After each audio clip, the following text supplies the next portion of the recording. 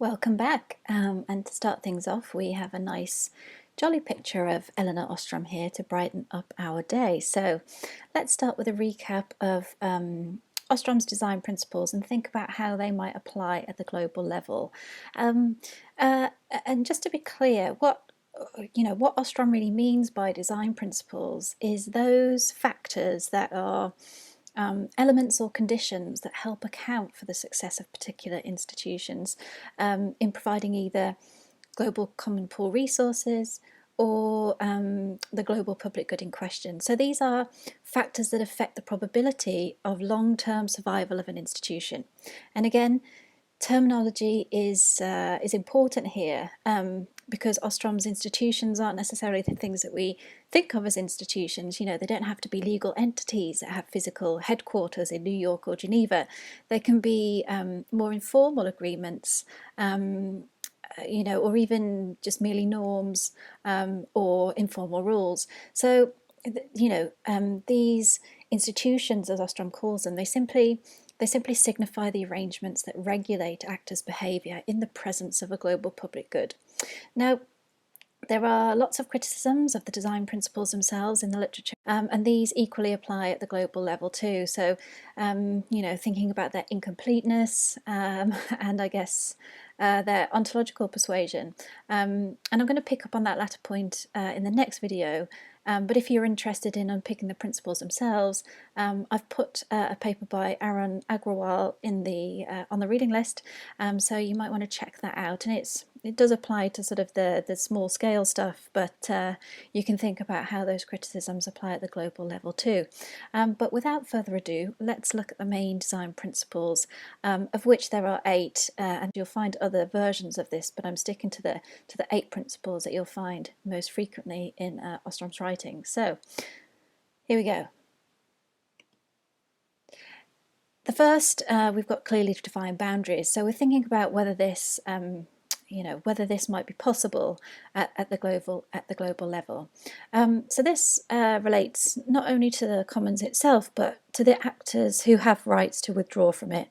So in the case of the global commons, the boundary is a lot larger than a fishery, so the boundary is large, but it is defined, and we know who all of the essential actors are. So at the global level, we might think about this as the 193 countries, states that we have, and if we consider states as unitary actors, then the number of actors is also pretty small, reflecting small number of actors, like Ostrom's fishermen and how they were characterized. So like the fishermen, countries also have lots of opportunities to communicate with one another, and this is also an important feature brought out in Ostrom's work. So the principle of clearly defined boundaries, when we think about this as actors, this seems at least to potentially hold up. So we could have clearly defined boundaries at the global level. Congruence with biophysical dynamics and the perceived values of participants regarding equity. So Ostrom tells us that this doesn't necessarily mean that all participants need to have all cultural values in common.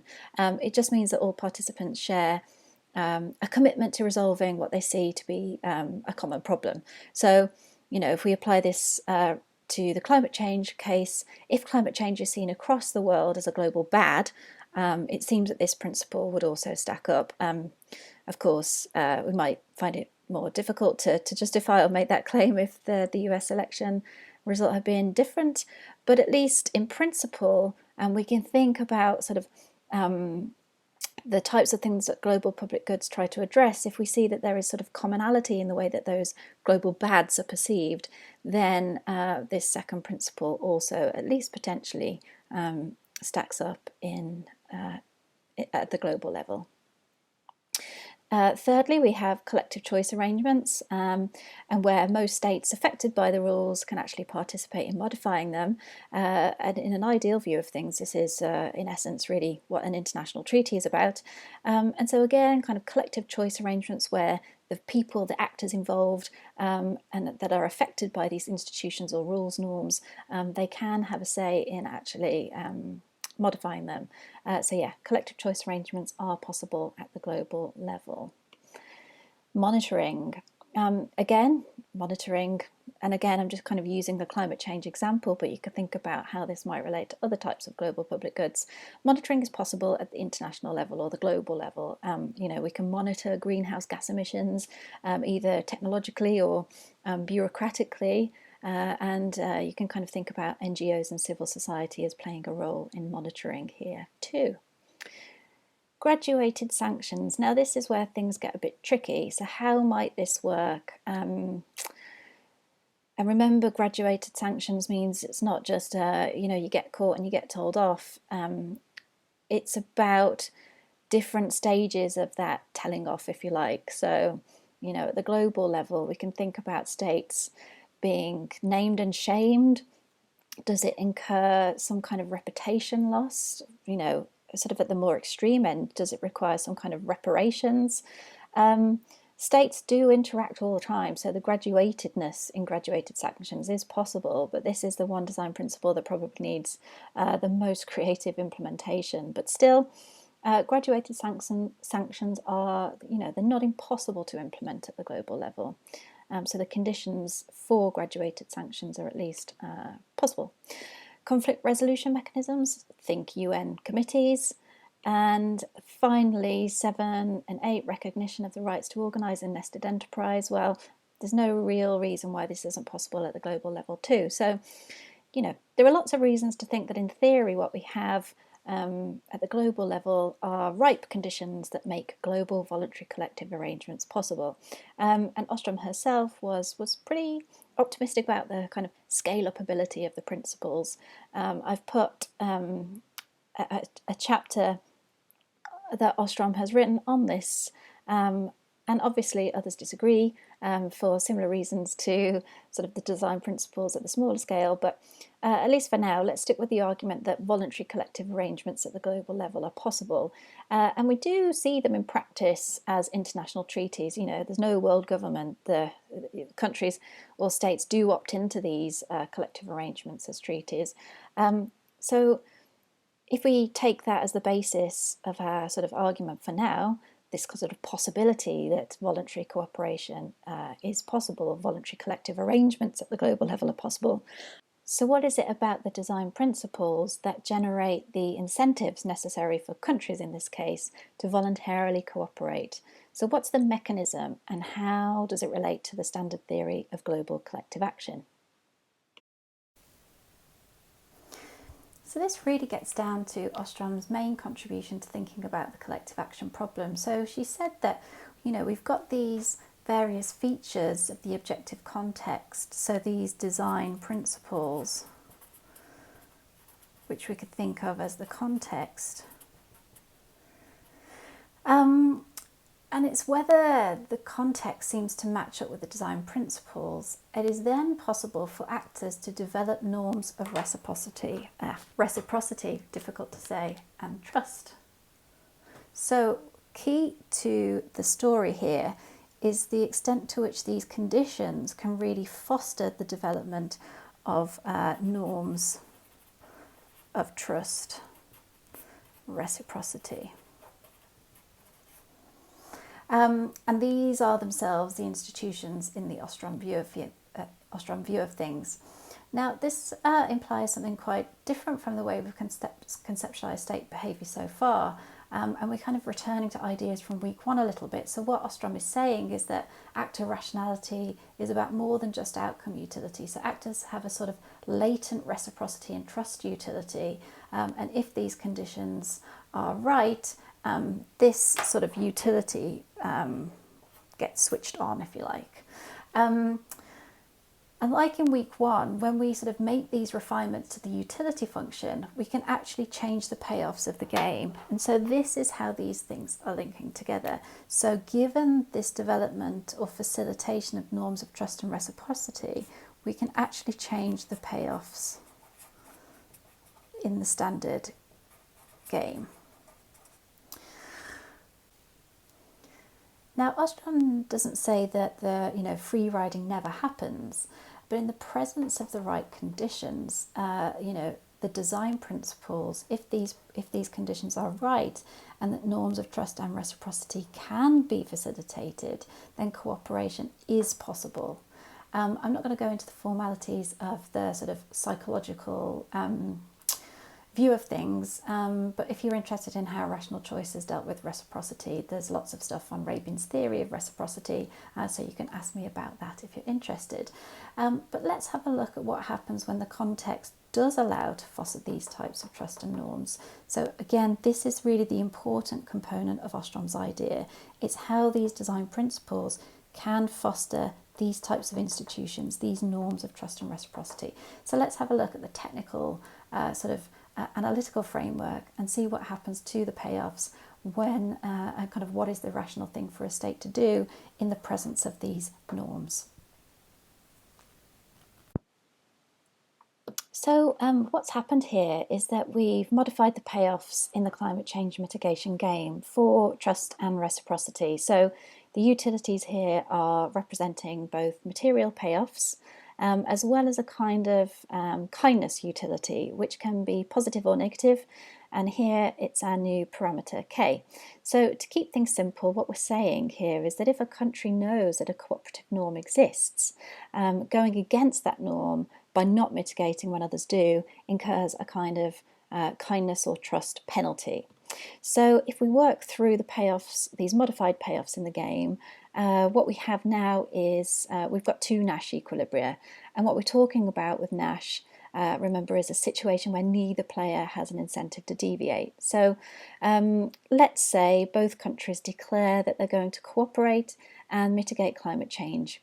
Would either country have an incentive to deviate? Well, the answer is no. In both cases, because of the restrictions we have on B, K and C, we know that while B minus K is better than B minus C, 2B minus C is better than both B minus K and B minus C. So now mitigate is a Nash equilibrium. Neither country has an incentive to deviate from this position. But don't mitigate is also still a Nash, since both B minus C and B minus K are worse than zero, they are negative, so neither have an incentive to deviate from this position too.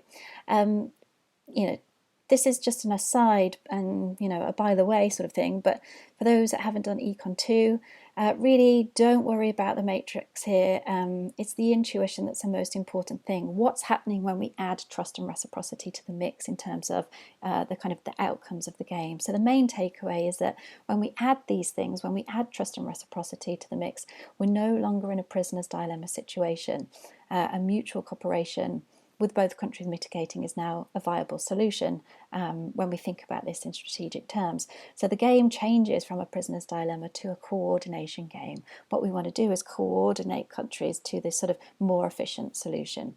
So, moving on to that side of things, the coordination side of things, we want to coordinate states towards the mitigate efficient solution, but we have two Nash equilibria. So from a technical point of view, why would countries choose over DM? Why would they mitigate over don't mitigate? Well, we kind of have to ask the question whether both of these strategies are equally convincing. Well, even though we have two Nash, don't mitigate intuitively doesn't look very promising. So both countries in this case would be playing weakly dominated strategies in sort of game theory terms, and if they had any uncertainty about what the other country was going to do, then this seems like a bad thing to do. So it seems that cooperation is the most plausible outcome given the parameters that we've set out.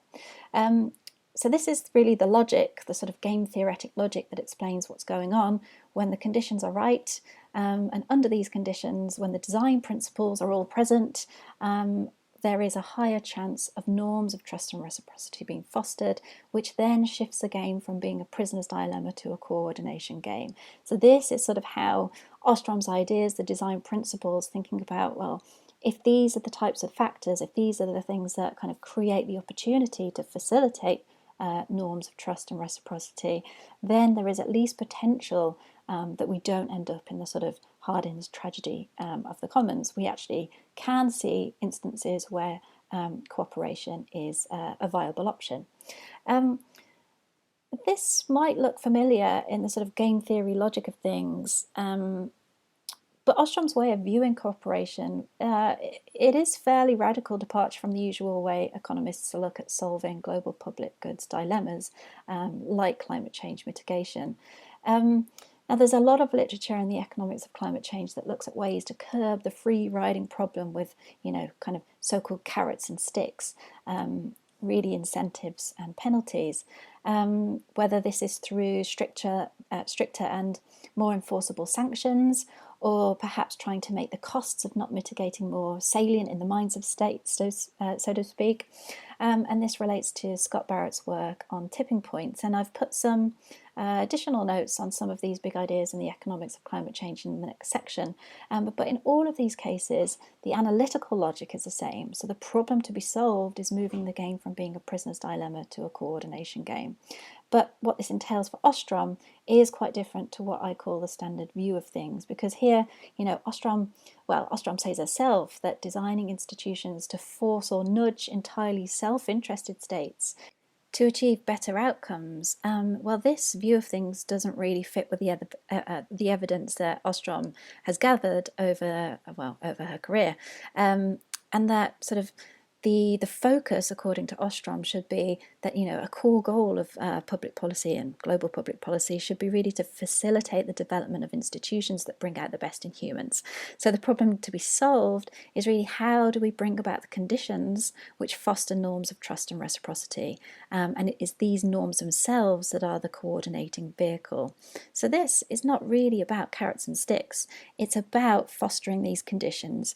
It's about tweaking the conditions that are set out in the design principles.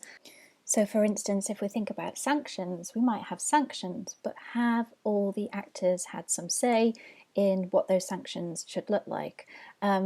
Just because they're sanctions doesn't mean that these conditions are going to be right. Actually, it's about whether actors have some say in designing those sanctions, or at least designing the rules that govern the interaction. So again, going back to these design principles are the conditions that may facilitate the building of norms of trust and reciprocity, and that is really the key to Ostrom's ideas.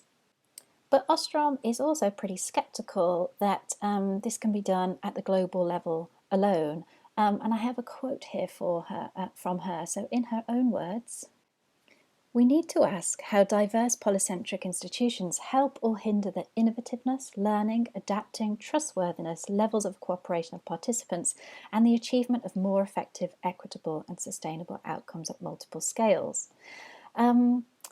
So clearly, international environmental agreements haven't yet been super successful at curbing greenhouse gas emissions, and an enforceable agreement isn't looking likely anytime soon. If we kind of hang on and wait for change at the global level, we're likely to get ourselves into serious trouble. Well, I guess we're already in pretty serious trouble where the climate is concerned. But even if we can get global solutions negotiated at the global level, who's really to say that they'll work well if they're not backed up by a variety of efforts at national, regional, and local levels? So, and you might have come across some of the details that have come out of COP26 that's just happened in Glasgow. But one of the key messages was that states need to return with stronger nationally determined contributions for COP27. So, we're already shifting the focus to the next time we have these types of discussions at the global level. But this idea of nationally determined contributions was one of the novelties that came out of the Paris Agreement, where countries actually pledge their mitigation efforts, and contributions to the sort of mitigation and adaptation part are nationally determined. So countries are taking a sort of pay-as-you-feel type approach to mitigation. And there are lots of problems with this, of course, but clearly if there's going to be any progress on this front at all, these pledges must be turned into actual policies. So there are lots of layers of cooperation needed at the domestic level too. And so a big part of Ostrom's work really emphasised how fostering trust and reciprocity is not only important at the global level, but successes at the sort of meso and micro levels depend on it too. And it's what Ostrom and others call a polycentric system of governance. And so I have a quote here from the other Ostrom, Vincent, who wrote a paper back in the 1960s on polycentric systems in metropolitan areas. And they really introduced the concept of polycentricity in an effort to understand whether the activities of kind of a diverse array of public and private agencies engaged in providing public services in these metropolitan areas were they chaotic, or whether these types of arrangements could be potentially productive. And so, yeah, I have a quote from the paper here, which is also quoted in Eleanor Ostrom's paper on polycentricity and climate change, which is on the reading list. So polycentric connotes many centres of decision making that are formally independent of each other, to the extent that they take each other into account in competitive relationships, either into various contractual and cooperative undertakings, or have recourse to central mechanisms to resolve conflicts. The various political jurisdictions in a metropolitan area may function in a coherent manner with consistent and predictable patterns of interacting behaviour. To the extent that this is so, they may also be said to function as a system. So in their empirical research, which looked at water provision, and they did another study on police departments, what these folks really found was evidence that these sort of multiple public-private agencies had really searched out productive ways of organising themselves at all these various scales. And kind of simply the presence of multiple governance units without a clear hierarchy didn't seem to be chaotic. It was sort of deemed to have kind of a productive aspect to it. So these polycentric systems are really characterised by multiple governing authorities at different scales, and each unit within such a polycentric system exercises considerable independence to make norms and rules within a specific domain. And we can think about these levels and domains from bottom to top as things like a family, a firm, moving up to a local government and perhaps a network of local governments, and then moving up again to a state or a province, a region, a national government, and then right at the top we can think about an international regime. And Ostrom argues that we're all, at every level, we're all engaged in a kind of trial and error type process of learning, and we're learning about how things and people work. So really one of the advantages that actors have in these polycentric systems is that they're able to use local knowledge and learning in navigating these trials and errors. Now, the Ostroms warn that obviously no governance system is perfect, and you'll often hear Eleanor Ostrom emphasising the point that polycentric systems are not a panacea. But their view is really that polycentric systems do have considerable advantages given their mechanisms for mutual monitoring, learning and adaptation, to develop better strategies over time. We're thinking about global public goods. Well, the polycentric view really challenges the idea that only the global scale is going to be relevant for policies related to global public goods. And Ostrom really argues that a single governance unit to solve collective action problems at the global level isn't likely to succeed. So this has a lot to do with the way that Ostrom frames the benefits that accrue from climate change mitigation. So instead of viewing the benefits derived from, say, reducing greenhouse gases as existing only at the global level, she argues that multiple benefits are actually created by, diverse actions at multiple scales. So some of them can be direct, and others you can kind of think of them more like positive externalities. And so again, kind of linking this learning as well as the sort of polycentricity idea, you can think of households and firms, as learning and sharing information about energy-saving investments, which would actually generate long-term savings in energy costs as well as reducing emissions. And so again, in the polycentric systems paper that's on the reading list, Ostrom also discusses cases of city, states and regional blocks where these folks are all sharing best practice when it comes to action on climate change and kind of the associated benefits that are accruing at these different levels. So as more is learned about these small-scale kind of like cumulatively additive benefits, we should also expect to see further efforts that should, well, in Ostrom's view, significantly reduce these greenhouse gas emissions. So really the main point here, and linking it back to Ostrom's design principles, is that there are certain contextual features that really foster commitment building with regards to reducing emissions and trusting that others will take on that responsibility too. So building this commitment and trust is key. And this, according to Ostrom, is often more effectively achieved in small to medium scale units that are linked together through all sorts of information networks. So these key principles, drawing out of Ostrom's sort of huge career and trying to distill it down into a 20-minute video, we have the design principles, which are the conditions. What is the importance of that? Well, it fosters or it has at least the potential to foster norms of trust and reciprocity. These norms of trust and reciprocity are then the sort of coordinating vehicle to escape from the prisoner's dilemma situation. And lastly, that we can't just leave it to the global level to sort of develop these norms of trust and reciprocity. Actually, there are sort of multiple layers where all of this is important.